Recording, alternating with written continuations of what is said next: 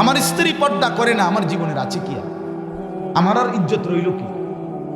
আমার মেয়ের পর্দা, আমার মেয়েটা 16 বছরের, আমার মেয়েটা রাস্তায় বাইর হয়, এলাকার সমস্ত লম্পট ছেলে খারাইয়া মতে এই অসভ্য জঙ্গলিরা আমার মেয়েটাকে উপভোগ করে, আমার মেয়েটাকে লোভের নজরে তাকায়। এক চাইতে লাঞ্ছনা বেটা, তুই মরে যাস টাকা বেটা, মরে যাও না কেন তুমি?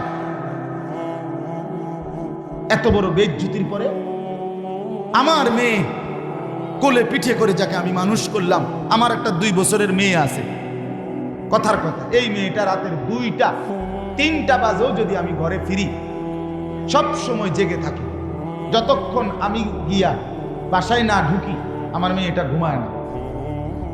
রাত 2টা, আমার ড্রাইভার সব সময় দেখে এটা,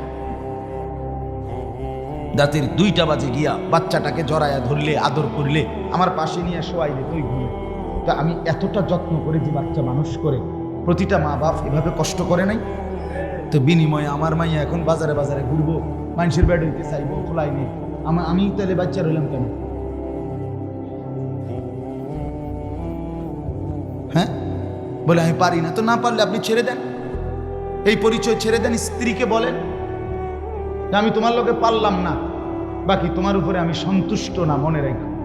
রসুল বলে এই বেডিরে কইও জাহান্নামে যাওয়ানোর জন্য যাতে রেডি থাকে। যার স্বামী অসন্তুষ্ট তার ওই মহিলার ঠিকানা কোথায়?